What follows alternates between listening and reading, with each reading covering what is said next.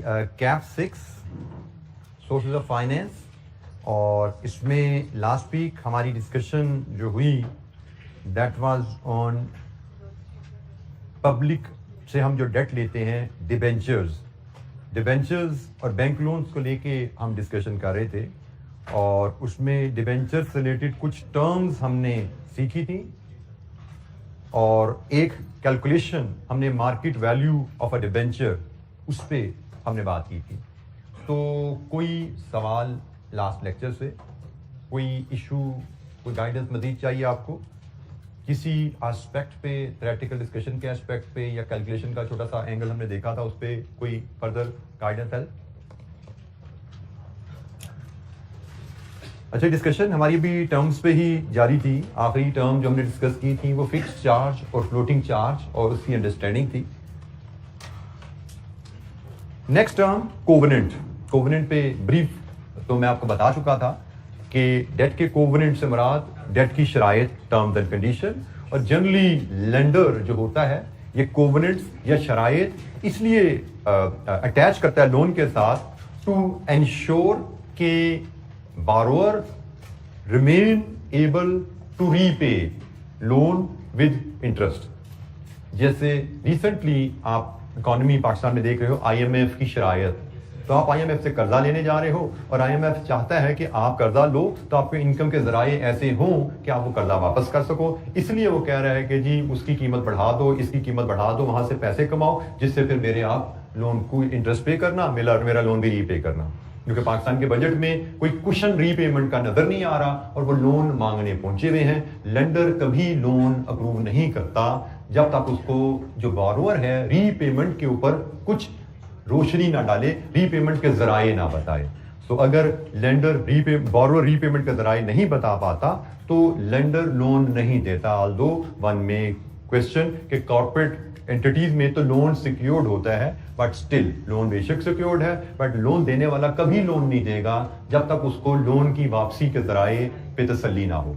क्योंकि सिक्योरिटी तो एक लास्ट रिजॉर्ट है कि हमने पूरी तसल्ली करके लोन दिया, उसके बावजूद अगर कंपनी डूब गई तो फिर हमारे पास एक आखिरी दरिया है कि हम एसेट बेच के पैसे ले सकते हैं। और हम इसको सिक्योरिटी को आखिरी दरिया इसलिए कहते हैं कि एसेट बेच के बाद का पूरे पैसे नहीं मिलते, और बाज़ का एसेट बेच के पैसे लेने में कई महीने साल लग जाते हैं। कोर्ट्स में आपको जाके परमिशन लेनी पड़ती है। इट्स नॉट लाइक दैट कि आपने जेब से चीज निकाल के बाजार जाके बेच दिया। वो मशीनरी है, वो बिल्डिंग है जिसकी ऑनरशिप किसी और के नाम पे है, आपको राइट दिया गया है कि in the event of default आप बेच सकोगे। वो इवेंट ऑफ डिफॉल्ट आपको साबित करके कोर्ट से परमिशन लेनी पड़ती है। तो इतनी हैसल में कोई लेंडर नहीं पड़ना चाहता। ये एक सिर्फ लास्ट रिजॉर्ट होता है कि भाई अगर वो कहते हैं मरते मरते मर रहे होंगे तो कुछ ना कुछ तो हम उससे रिकवर करने की कोशिश करेंगे। तो हमेशा लेंडर की कोशिश होती है रिकवरी की, उसको उम्मीद नजर आए तो फिर वो लोन देगा। रिकवरी की उम्मीद के बगैर लोन नहीं दिया जाता। तो ये जनाब कोवेनेंट्स है। कोवेनेंट की कुछ एग्जांपल्स हैं।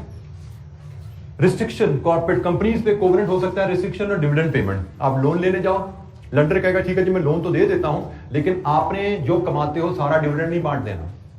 आपने जो कमाओगे उसका से सिर्फ आधा डिविडेंड में देना है, आधा कंपनी में ही रखना है। क्योंकि रिस्क क्या है कि अगर आप सारा डिविडेंड में बांट दोगे, किसी साल लॉस आ गया, बिजनेस में आ सकता है ना लॉस, किसी साल लॉस हुआ, पिछले सालों का मुनाफा सारा बांट चुके होंगे, तो बैंक को इंटरेस्ट देने के लिए पैसे कहां से आएंगे, बैंक को किस्त देने के लिए पैसे कहां से आएंगे। तो इसलिए बैंक कहता है कि भाई जो कमाओ सारा ना बांट देना, कुछ कारोबार में रखना, इन केस ऑफ इमरजेंसी को फ्यूचर में कमी बेशी हो जाए तो इससे हमारे रिटर्न और हमारी किस्तें पूरी कर देना।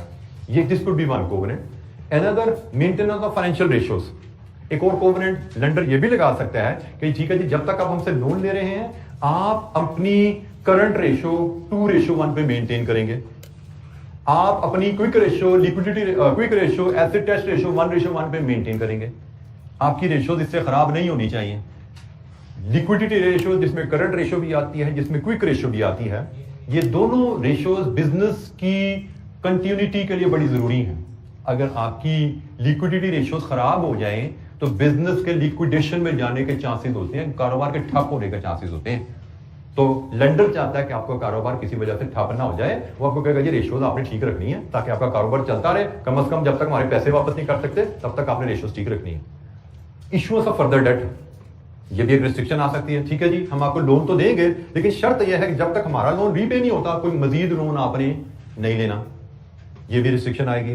Then providing financial support to lenders ये भी डिमांड करते हैं कि जिस तरह आप शेयर होल्डर्स को quarterly, half yearly, annual reports भेजते हैं, हमें भी आप रिपोर्ट्स भेजा करेंगे साथ साथ। या इवन दे मे डिमांड कि जिस तरह मंथली मैनेजमेंट अकाउंट बनाते हैं, हमें मैनेजमेंट अकाउंट शेयर किया करें, so that they can monitor कि कोवेनेंट मीट हो रहे हैं, कोई कोवेनेंट ब्रीच तो नहीं हो रहा। और हमने जो पीछे जुमला पढ़ा था एक कोवेनेंट के रेफरेंस से, वो यही था कि अगर कोई कोवेनेंट ब्रीच हो जाए तो लोन रीपेबल हो जाता है इमीडिएटली। बेशक आपने 10 साल का लोन लिया है, लेकिन वो 10 साल का लोन इन शराइत के साथ मिला है, किसी शर्त को पूरा नहीं करोगे तो loan will immediately become repayable. ये लोन की शराइत में लिखा होता है, कोई शर्त पूरी नहीं की तो लोन फौरन रीपेबल होगा, बेशक उसकी मैच्योरिटी जो मर्जी हो।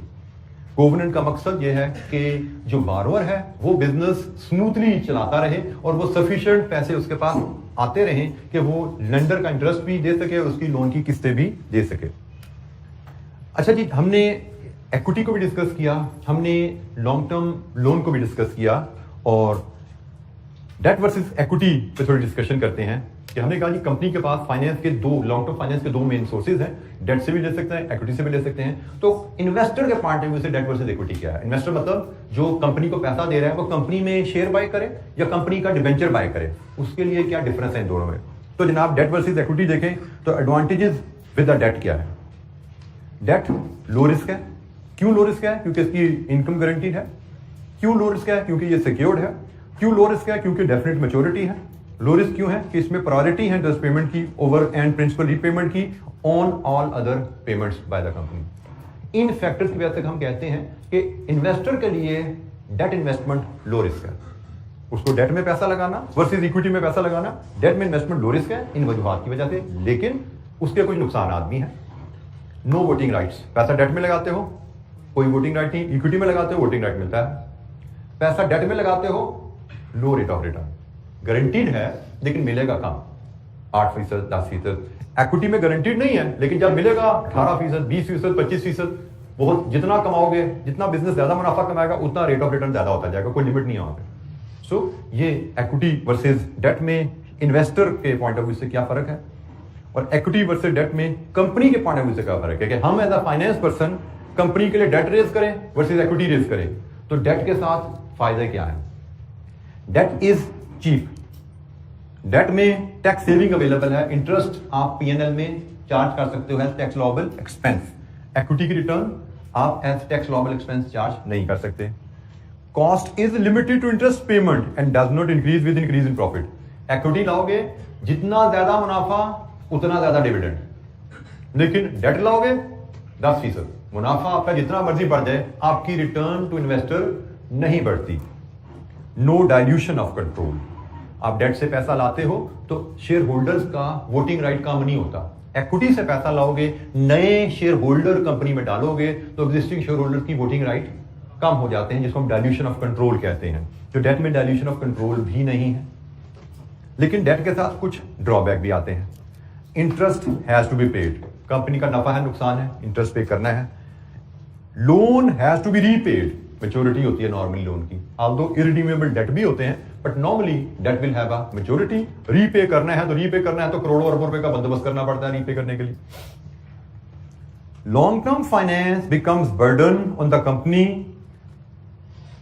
इन the period of falling interest. अच्छा, इसमें एक जो वर्ड ऐड कर देना चाहिए, long term floating rate finance, नहीं sorry, long term fixed rate finance. Long term fixed rate finance, fixed rate finance becomes burden on company. ये हमारे स्पीकर में तो बात आ रही है।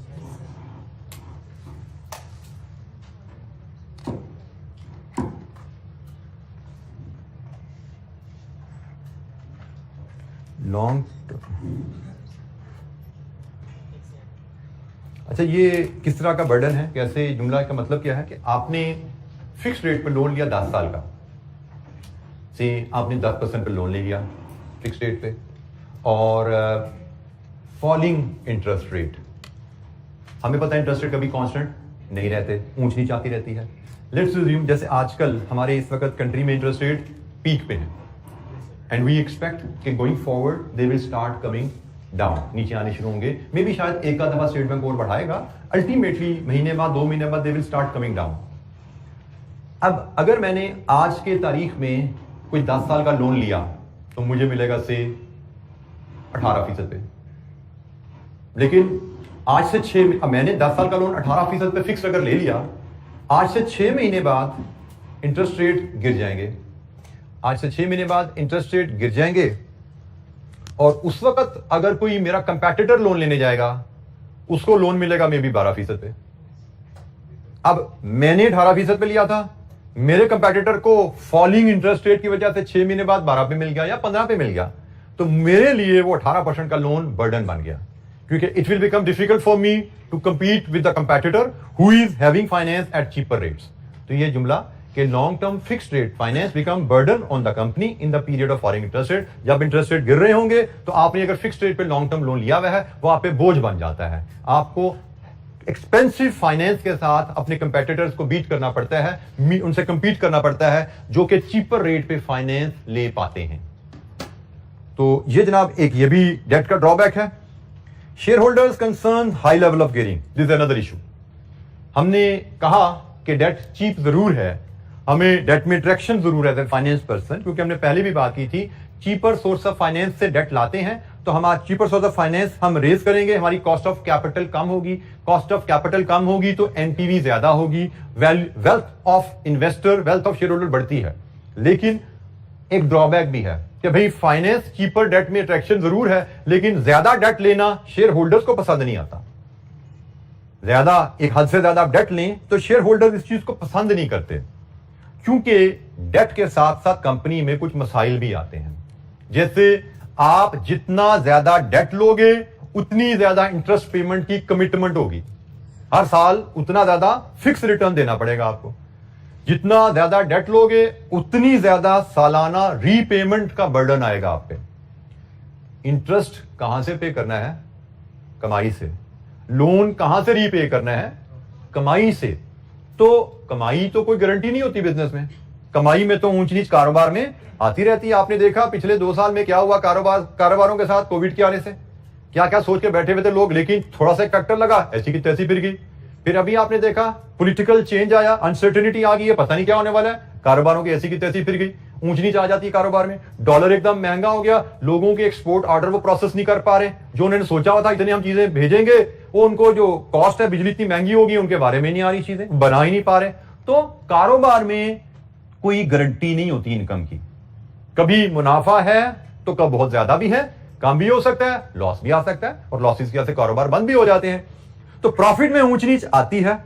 अगर तो आपने लोन ज्यादा लिया हुआ है तो शेयर होल्डर्स को डर क्या है कि कभी प्रॉफिट में किसी वजह से कमी आई और हम इंटरेस्ट पे ना कर पाए, हम किस्त ना दे पाए, तो क्या करेगा लेंडर हमारे साथ? सूट फाइल कर देगा लिक्विडेशन का कि जी ये कंपनी हमारे पैसे नहीं दे रही, इसको बंद करें, इसकी मशीनरी प्लांट बिल्डिंग बेच के हमारे पैसे वापस दिलवाएं। जो हम कह रहे थे रिकवरी हो जाती है, एसेट्स रिकवरी सिक्योरिटी में दिए होते हैं, यही दिए होते हैं ना एसेट सिक्योरिटी में कि जी पैसे ना दिए तो बिल्डिंग बेच देना हमारी, पैसे ना दिए तो प्लांट बेच देना, तो वो आ जाएंगे प्लांट बिल्डिंग बेचने। तो शेयर होल्डर को डर लगता है कि भाई मैंने अगर ऐसी कंपनी में पैसे लगाए जिसने लोन ज्यादा लिया हुआ है, तो कल को जब ये कंपनी डूबेगी तो शेयर होल्डर के हिस्से कुछ नहीं आता, क्योंकि शेयर होल्डर को कुछ बचेगा तो सबसे एंड में उसको मिलना है, और फिर डूबती कंपनी में बचता कुछ नहीं है, क्योंकि डूबती कंपनी में 100 रुपए की जो चीज आपने खरीदी है वो बाद का 10-20 रुपए की बेच के जान छुड़ानी पड़ती है, क्योंकि जब चीज बेचने जाते हो फंस के आप, तो कारोबार का असूल है फंसे हुए बंदे को कोई फेयर वैल्यू नहीं देता। वहां पे कारोबार में एक टर्म यूज की जाती है फोर्स्ड सेल वैल्यू की। फोर्स्ड सेल वैल्यू, एक होती है सेल वैल्यू और एक होती है forced sale value. Sale value है मैं अपनी गाड़ी बेचना चाहता हूं तो मेरी मर्जी, अच्छी कीमत लगेगी बेचूंगा, अच्छी कीमत नहीं लगेगी तो नहीं बेचूंगा, खड़ी भी अभी घर में मेरे। लेकिन फोर्स्ड सेल वैल्यू क्या आती है? गाड़ी बेच के बैंक का कर्जा उतारना है, तो ये सारी दुनिया को पता था भी इसको आज की आज गाड़ी बेचनी है, तो इससे फिर एक्सप्लॉइट करो, इसको अपनी मर्जी की कीमत लगा के आज के आज पैसे देने हैं, तो इसको फिर कीमत उस हिसाब से लो। तो मैंने जो आराम से बेचनी थी 100 रुपए की चीज, फोर्स्ड सेल में जाके वो बात 80 की बिकेगी, कभी 70 की बिकेगी, कभी 60 की बिकेगी। फोर्स्ड सेल वैल्यू कुछ और होती है। तो नतीजतन जब लिक्विडेशन में जाते हो तो फिर फोर्स्ड सेल वैल्यू होती है, और फिर जब फोर्स्ड सेल वैल्यू होती है तो आपको वैल्यू से बहुत कम पैसे मिलते हैं और ऑर्डिनरी शेयर होल्डर के से फिर कुछ नहीं आता। तो शेयर होल्डर इस वजह से डरते हैं, उनको गियरिंग पसंद नहीं है। तो ये भी एक ड्रॉबैक है कि शेयर होल्डर्स, अगर आप डेट लोगे shareholder may not like. अब shareholders may not influence your decision making in the board. लेकिन वो क्या कर सकते हैं, आपकी कंपनी में जो पैसा लगाया हुआ है, जो शेयर खरीदे हुए हैं, वो शेयर बेच दें। मतलब मैंने एक कंपनी में पैसा शेयर लिए हुए हैं, वो कंपनी मेरी ख्वाहिश के बरक्स लोन पे लोन ले जा रही है, और मुझे नजर आ रहा है कल को इस कंपनी ने डूबना है, जितना ये लोन लेती जा रही है कल को इस कंपनी ने डूबना है। तो मेरा दिल चाहेगा भाई डूबते वक्त इस जहाज पे मैं ना बैठा हूं, मैं आज इस जहाज से अपनी टिकट कटा लूं, मैं उसके शेयर बेच दूं आज। ये सिर्फ मैं नहीं सोचूंगा, 4 से 8-10 लोग, सैकड़ों लोग और भी सोचेंगे। और जब शेयर हम सब बेचने जाएंगे तो क्या होगा, मार्केट में शेयर की प्राइस गिर जाएगी, और जब शेयर की प्राइस गिर गई, मैंने शेयर बेचा, आपने बेचा, तो इनके शेयर की वैल्यू कम होगी, और शेयर की वैल्यू कम होने का मतलब आपकी वेल्थ कम होगी। किस वजह से कम हुई, कंपनी ने लोन लिया, इस वजह से शेयर होल्डर्स की वेल्थ कम होगी। इसका मतलब लोन लेना अच्छा फैसला नहीं है, क्योंकि हमने क्या पढ़ा है कि हमें वो फैसले करने हैं जिससे शेयर होल्डर्स की वेल्थ में इजाफा हो। ये फाइनेंशियल मैनेजमेंट का ऑब्जेक्टिव है। लेकिन इस केस में हम देख रहे हैं कि लोन लेने से शेयर होल्डर वेल्थ में कमी भी आ सकती है। तो हमें ख्याल रखना है कि भाई लोन लेते हुए, कोई भी फैसला करते हुए ऐसा फैसला ना हो जिससे शेयर होल्डर वेल्थ में कमी आए। तो यहां पे ये इशू भी आ रहा है। कोवेनेंट्स, ये भी एक प्रॉब्लम है लोन के साथ। लोन लेते तो शराइत आ जाती है, ये कर सकते हैं, ये नहीं कर सकते, आप आजाद नहीं रहते, आप गुलाम बन जाते हैं लोन लेके, जो आजकल बड़ा फेमस टर्म चल रही है। तो हम कोई गुलाम है, तो आंसर इज यस, हमने लोन लिया है तो हम गुलाम हैं।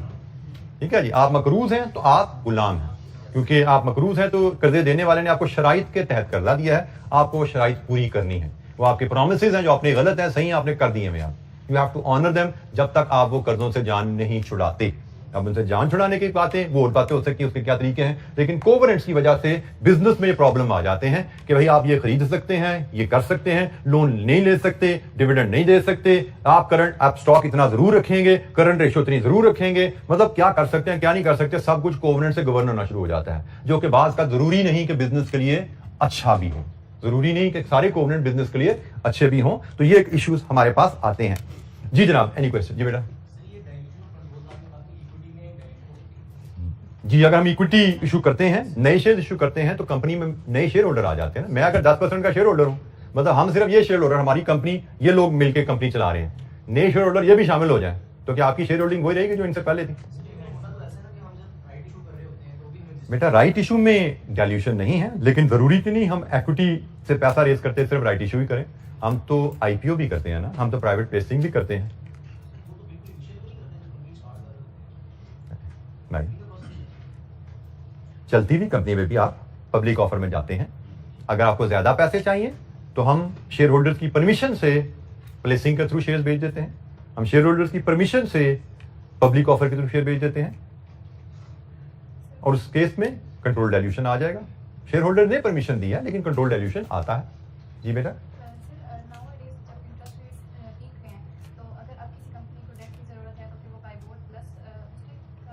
जी शायद, जब यहाँ पे इन दिनों में इंटरेस्ट रेट पीक्स पे हैं और एवरीवन इज फोरकास्टिंग के soon they will start coming down, तो शायद फिक्स रेट डेट लेना इतना वाइज नहीं है। Floating rate debt will suit, क्योंकि हमें पता है इंटरेस्ट रेट ने नीचे आना है, और हम चाहेंगे जब मार्केट में स्टेट बैंक इंटरेस्ट रेट नीचे को लाए तो हमें भी उसका फायदा पहुंचे। तो हमें इंटरेस्ट रेट के गिरने का फायदा तभी आएगा जब हम फ्लोटिंग रेट पे डेट लेंगे। अगर हमने फिक्स रेट पे डेट ले लिया तो इंटरेस्ट रेट नीचे गिरेगा, लेकिन हमारे लोन का इंटरेस्ट रेट नहीं बदलेगा।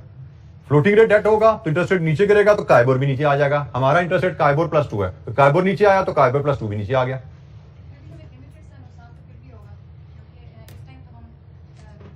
बेटा, कारोबार चलाना है, कारोबार चलाने के लिए पैसा चाहिए, तो यू नीड मनी। अब आपके पास कोई और ऑप्शन है डेट के अलावा, you can go for that. हमने तो बात की ना कि हमने एवैल्यूएशन करनी है कि हमें क्या सूट करता है, factor to be considered before selecting an appropriate source of finance. उन फैक्टर्स को कंसीडर करके हमने एक सोर्स सेलेक्ट किया है, उसके बाद हम चले हैं। हर सोर्स के फायदे भी हैं, हर सोर्स के नुकसान भी हैं।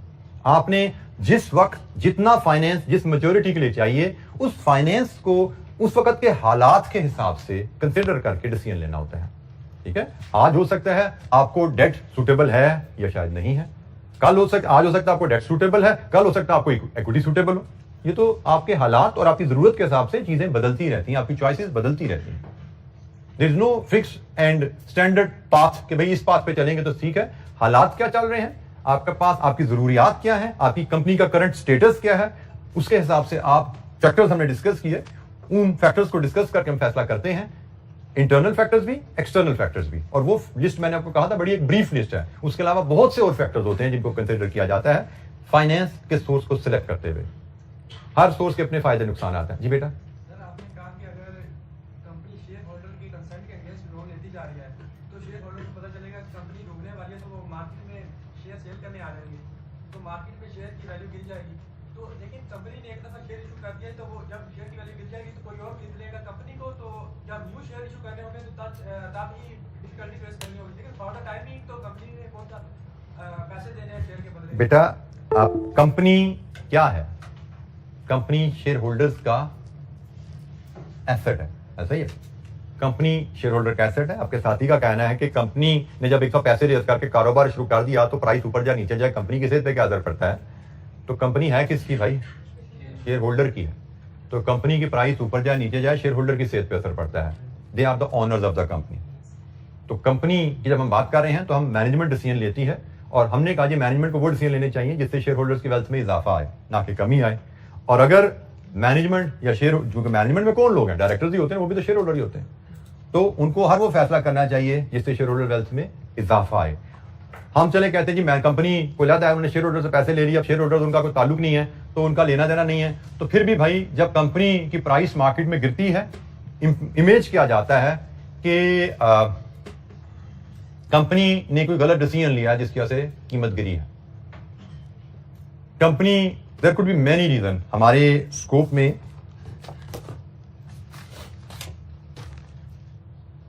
शेयर की वैल्यू किन किन फैक्टर्स पे डिपेंडेंट है ये हमारे स्कोप में है नहीं, ठीक है। हम C5 में इस चीज पे बहुत हमारा की और बड़ा इंपॉर्टेंट ये चैप्टर है कि शेयर की वैल्यू कैसे डिटरमिन की जाती है और किन फैक्टर्स की वजह से ये ऊपर नीचे जाती है।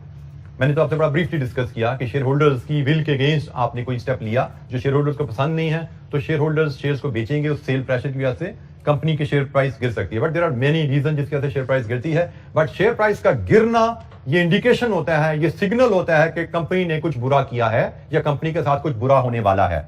शेयर प्राइस गिरना इस चीज का सिग्नल है कि कंपनी ने कुछ गलत डिसीजन लिया है या कंपनी ने कोई ऐसा डिसीजन लिया है जिसके फ्यूचर इंपैक्ट बैड है, इसलिए उसकी प्राइस गिरी है, सेल प्रेशर की वजह से या किसी और वजह से।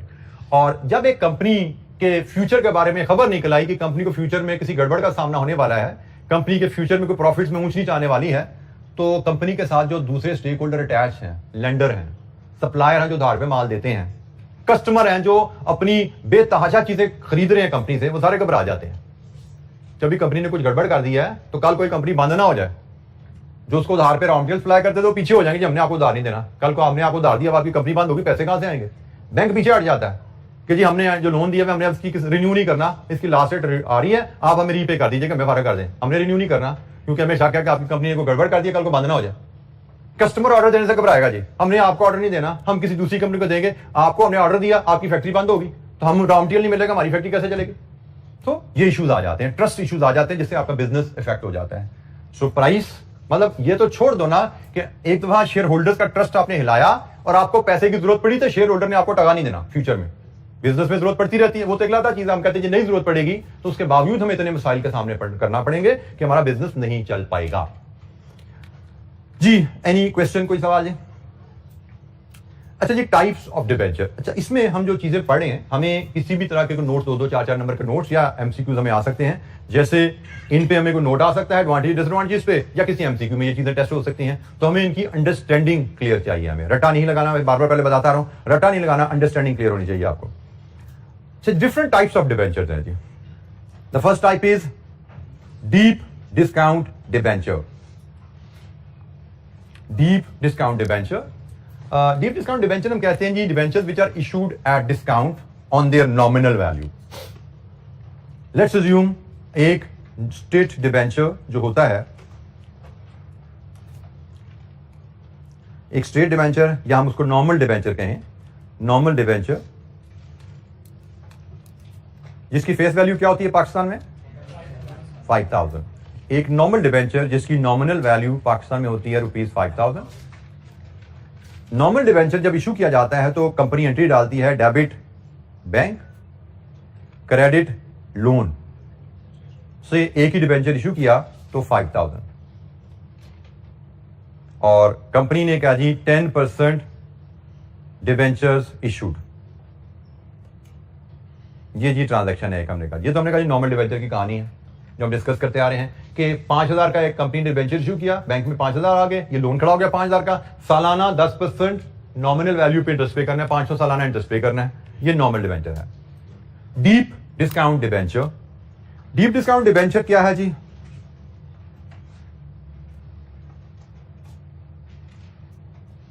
Issued at discount on nominal value but will be redeemed at par। मतलब इनकी एंट्री क्या होगी? Bank, discount and debenture. Loan तो 5,000 के आपने बुक किया क्योंकि आपने रीपे 5,000 ही करना है। बैंक में लेकिन आए आपके 3,000 और 2,000 का आपने डिस्काउंट दे दिया। ये डीप डिस्काउंट डिबेंचर की एंट्री है। आपने 5,000 का डिबेंचर, 5,000 का सर्टिफिकेट है, डिबेंचर होल्डर को दिया 3,000 लेके, 2,000 डिस्काउंट आपने बुक कर लिया। आपने इन्वेस्टर से कहा क्या है कि भाई मुझे आप 3,000 दो और मुझसे 5,000 का सर्टिफिकेट ले लो, 10 साल मैच्योरिटी है, 10 साल बाद मुझसे 5,000 वापस लेना। आपको अगर याद हो, हमने जब इक्विटी की बात की थी, हमने कहा था इक्विटी इंस्ट्रूमेंट पे शेयर होल्डर को दो तरह से रिटर्न आ सकती है, एक डिविडेंड जो सालाना रिटर्न है और दूसरी कैपिटल गेन। कैपिटल गेन क्या होता है? खरीदने और फरोख्त करने की कीमत में difference, that is the capital gain. ऐसा ही अब इस डिबेंचर में जरा देखो, शेयर होल्डर ने ये डिबेंचर खरीदा कितने का और कंपनी को वापस कितने का करेगा? Capital gain. Deep discount debenture में कंपनी डिबेंचर होल्डर को कैपिटल गेन प्रॉमिस कर रही है। नॉर्मल डिबेंचर में कोई कैपिटल गेन का प्रॉमिस नहीं है, 5,000 लिए हैं, 5,000 ही वापस करने हैं। डीप डिस्काउंट डिबेंचर में 3,000 लिए हैं, 5,000 देने हैं। नॉर्मल डिबेंचर में इन्वेस्टर को सारी इनकम इंटरेस्ट से आएगी, लेकिन डीप डिस्काउंट डिबेंचर में 2,000 रुपए तो उसको कैपिटल गेन से आ रहे हैं। तो भाई जिस तरह हमने वहां पे बात की थी ना कि इन्वेस्टर को तो टोटल रिटर्न से गर्ज है, तो जैसे नॉर्मल डिबेंचर में टोटल रिटर्न इंटरेस्ट से आनी है, उसको 10% इंटरेस्ट चाहिए सालाना। यहां पे टोटल रिटर्न इंटरेस्ट से नहीं आनी, 2,000 तो कैपिटल गेन से आ जानी है।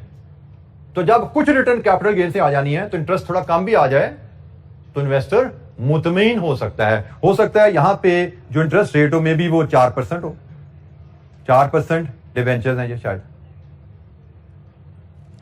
क्योंकि यहां पे अब कंपनी ने रिटर्न को बांट दिया है कि जी कुछ हम आपको सालाना इंटरेस्ट दे देंगे और कुछ हम आपको कैपिटल गेन दे देंगे। Deep discount debenture issued at discount will be redeemed at par. By doing so company क्या कर रही है? कंपनी रिटर्न टू इन्वेस्टर के दो हिस्से कर देती है, एक सालाना इंटरेस्ट और एक कैपिटल गेन। फर्क क्या होता है इन दोनों में? नॉर्मल डिबेंचर से डीप डिस्काउंट डिबेंचर में फर्क क्या आया? नॉर्मल डिबेंचर में सारी की सारी रिटर्न सालाना देनी है। आपने आज से लोन लिया तो हर साल आपको पूरी इन्वेस्टमेंट पे सारी की सारी रिटर्न देनी है। आप जब डीप डिस्काउंट डिबेंचर लेते हो तो आपने रिटर्न का एक मेजर हिस्सा पेंडिंग कर दिया मैच्योरिटी के लिए। सालाना रिटर्न थोड़ी सी दोगे, मेजर रिटर्न आपने पेंडिंग कर दी मैच्योरिटी पे देंगे। इससे क्या होता है? कंपनी अपनी कैश फ्लोज को मैनेज कर लेती है। होता है ऐसे है कि लोन जो हम ले रहे हैं डिबेंचर, ये लॉन्ग टर्म फाइनेंस है। लॉन्ग टर्म फाइनेंस किस किस्म के प्रोजेक्ट के लिए लिया जाता है? कैपिटल नेचर के प्रोजेक्ट के लिए। कोई नई फैक्ट्री लग रही है नॉर्मली ऐसे ही, तो कैपिटल नेचर के प्रोजेक्ट क्या इमीडिएटली आपको, हेलो, अच्छा जी, कैपिटल नेचर की प्रोजेक्ट के लिए पैसा लिया जाता है और कैपिटल नेचर की प्रोजेक्ट में ऐसा रेयरली होता है कि आज पैसा लिया और साथ ही इनकम आनी शुरू हुई। नॉर्मल डिबेंचर आज पैसा लिया, साथ ही सारी इनकम, सारे लोन पे रिटर्न देनी पड़ती है। कारोबार ने कुछ कमाया या नहीं कमाया। कैपिटल प्रोजेक्ट को तो फैक्ट्री लगाते लगाते 2-3 साल लग जाते हैं,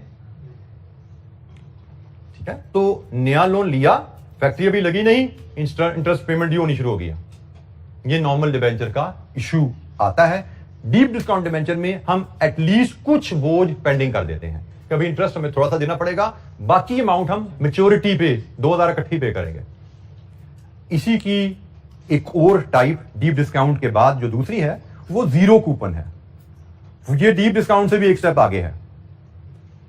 जीरो कूपन का मतलब इंटरेस्ट जीरो, सारी की सारी इनकम कैपिटल गेन से, डिस्काउंट और ज्यादा, मतलब जीरो कूपन में भी आपके बैंक में आएंगे शायद मे बी 2000 और डिस्काउंट आप दोगे 3000 का और रिडम्पशन होगी 5000 की। सारी की सारी इनकम कैपिटल गेन से, जीरो कूपन बॉन्ड। ये समझिए इससे भी जो इशू में आ रहा था ना इंटरेस्ट पेमेंट का सालाना, इस पे वो मसला पार्शली हल हुआ है। इधर फुल्ली हल हो गया, इधर पार्शली पेंडिंग हुआ था, इधर फुल्ली पेंडिंग हो गया कि हमने लोन लिया आज 2000, 10 साल का लोन है, 10 साल हमने रिटर्न नहीं देना, कोई इंटरेस्ट नहीं देना, बस हमने 10 साल बाद इकट्ठा 5000 देना है। तो हम कहते हैं कि जो डीप डिस्काउंट बॉन्ड और जीरो कूपन बॉन्ड है, ये बात का बिजनेस के जो कैश फ्लो का साइकिल होता है, इसे मैच करते हैं। क्योंकि बिजनेस में, कैपिटल प्रोजेक्ट्स में कैश फ्लो फौरन नहीं आता, थोड़ा डिले के साथ आता है और शुरू के सालों में कम होता है, आखिर के सालों में जब कारोबार स्टैब्लिश हो जाता है तो ज्यादा मुनाफा आना शुरू हो जाता है। तो ये जीरो कूपन बॉन्ड और डीप डिस्काउंट बॉन्ड जो है, इस तरह के बिजनेस सेटअप करने में, उनको चलाने में, कैश फ्लोज के जो प्रॉब्लम्स हैं उनको मैनेज करने में थोड़ा सपोर्ट कर देते हैं। ठीक है जी। तो ये हमारे डीप डिस्काउंट और जीरो कूपन बॉन्ड का मैकेनिज्म हमने डिस्कस किया। अच्छा, एक चीज यहां पे मैं आपको ऐड कर दूं, यहां पे हम पार्शियली इंटरेस्ट पे कर रहे हैं और यहां पे हम जीरो इंटरेस्ट पे कर रहे हैं, लेकिन ये जो डिस्काउंट है ना, इसको हम over the life of the debt amortise करते हैं। ये डिस्काउंट हमारा ओवर द लाइफ अमोर्टाइज होता है और ये डिस्काउंट हमारा फाइनेंस कॉस्ट की रिप्लेसमेंट होता है। इंटरेस्ट तो हम पे, जैसे यहां की बात करें, हम इंटरेस्ट तो पे नहीं कर रहे, लेकिन फाइनेंस तो हमने लिया हुआ है ना, फाइनेंस की कॉस्ट तो हमने पे करनी है, पर पे हमने करनी है मैच्योरिटी पे, लेकिन वो सारी की सारी आखिरी साल की फाइनेंस कॉस्ट तो नहीं होगी। वो तो 10 साल का लोन है तो 10 साल की कॉस्ट है। ये जो 3000 हमने अल्टीमेटली मैच्योरिटी पे करना है, ये 10 साल की फाइनेंस कॉस्ट है। इसको 10 साल की मैच्योरिटी है तो 10 साल पे अमोर्टाइज किया जाता है, सालाना इसका चार्ज डाला जाता है और वो चार्ज सालाना फाइनेंशियल चार्जेस में इंटरेस्ट की जगह शो किया जाता है, फाइनेंशियल स्टेटमेंट में भी और टैक्स रिटर्न में भी। फाइनेंशियल स्टेटमेंट में भी उसको आप फाइनेंस चार्ज में क्लासिफाई करोगे इसकी मोटाइजेशन को, और टैक्स रिटर्न में भी इसको आप इंटरेस्ट पे नहीं कर रहे आप, लेकिन ये फाइनेंस कॉस्ट आप क्लेम वहां पे कर रहे हैं साथ के साथ सालाना। जी बेटा, आप पहले सवाल करना चाहते हैं? जी जी।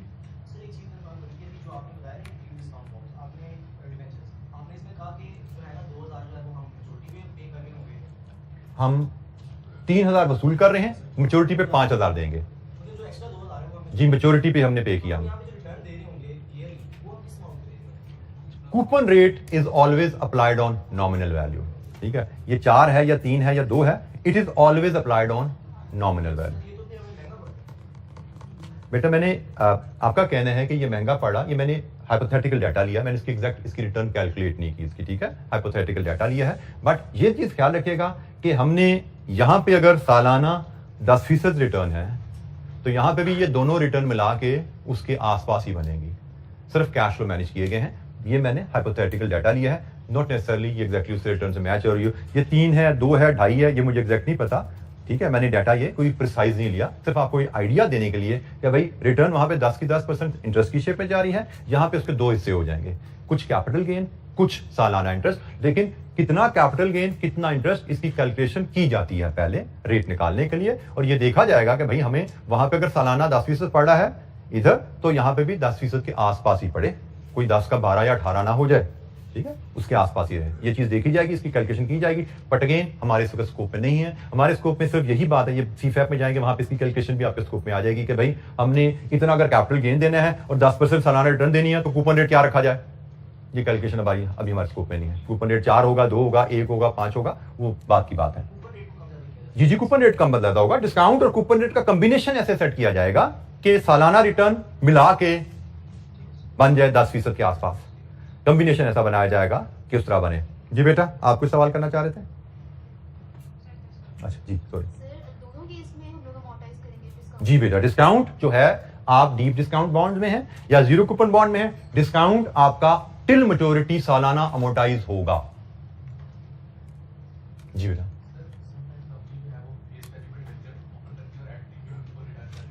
जी, फेस वैल्यू पे आपके साथी का सवाल है, डिबेंचर फेस वैल्यू पे ऑफर किया जाए, प्रीमियम पे रिडीम किया जाए, इंटरेस्ट भी पे करेगी, वो भी सिमिलर। हम उसको डीप डिस्काउंट बॉन्ड तो नहीं कहेंगे, हम उसको जीरो कूपन बॉन्ड तो नहीं कहेंगे, क्योंकि deep discount zero coupon bond specific term है, डिस्काउंट पे बॉन्ड इशू।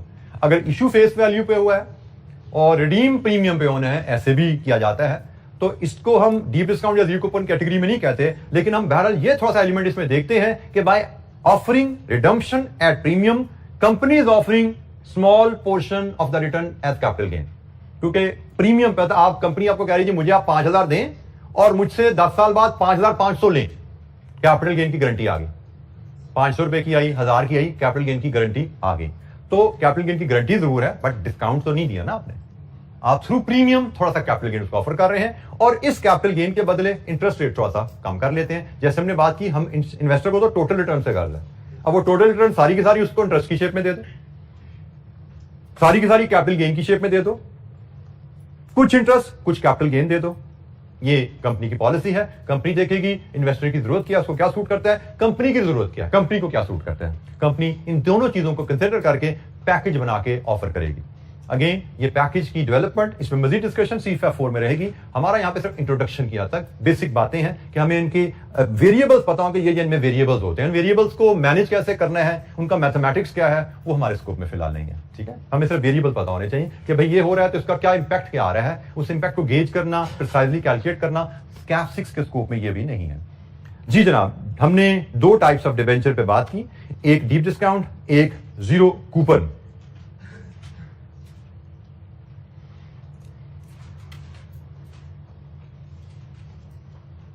अच्छा, टाइप्स ऑफ डिबेंचर में एक यूरो बॉन्ड्स भी आते हैं। यूरो बॉन्ड्स अभी आप लोगों ने भी सुना होगा, पाकिस्तान ने कुछ अर्सा पहले यूरो डॉलर बॉन्ड्स इशू किए। यूरो बॉन्ड्स की टर्म यूज की जाती है कि जब कोई बॉन्ड इशू किए जाएं फॉरेन कंट्री में, for example euro dollar bonds, ऐसे बॉन्ड को कहा जाएगा जो डॉलर डिनोमिनेटेड है लेकिन यूएस के बाहर इशू की जाए। यूरो डॉलर बॉन्ड, ऐसे बॉन्ड्स जो डॉलर के बॉन्ड्स हैं लेकिन अमेरिका से बाहर है, अमेरिका से बाहर डॉलर फॉरेन करेंसी है ना। यूरो स्टर्लिंग बॉन्ड, ऐसे बॉन्ड जो स्टर्लिंग के बॉन्ड है लेकिन इंग्लैंड से बाहर है। इंग्लैंड से बाहर हो जाओ, अमेरिका चले जाओ तो अमेरिका में पाउंड स्टर्लिंग जो है फॉरेन करेंसी है ना।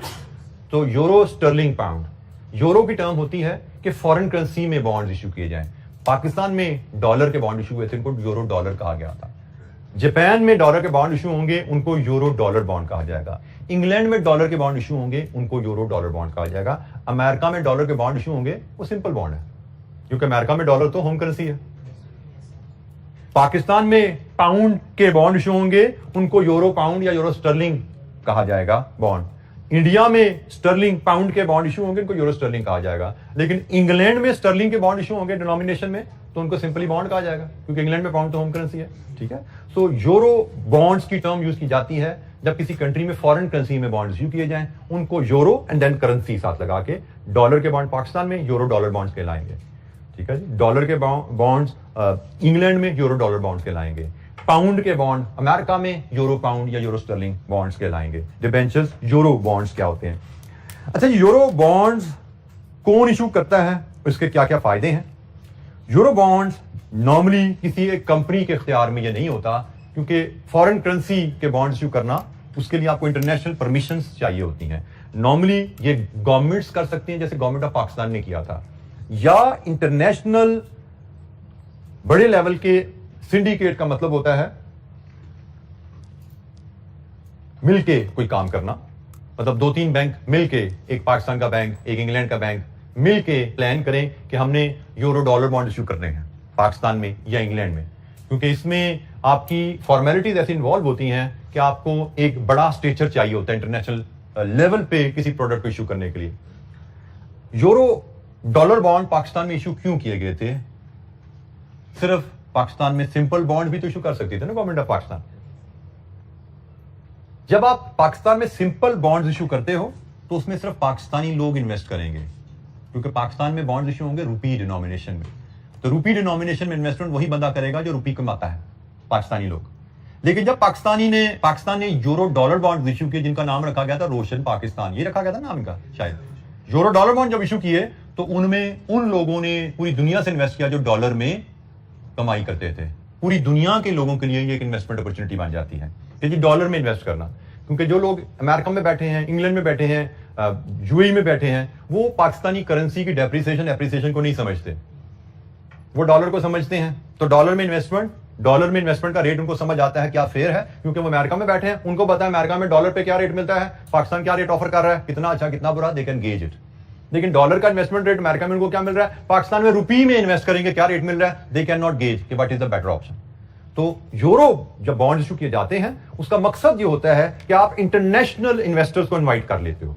यूजुअली यूरो बॉन्ड्स तब इशू किए जाएंगे जब एक डोमेस्टिक मार्केट की बजाय आप इंटरनेशनल इन्वेस्टर से पैसा लेना चाहते हो, आप बहुत ज्यादा पैसा लेना चाहते हो और आपको लगता है कि डोमेस्टिक इन्वेस्टर वो पैसा आपको नहीं दे पाएंगे।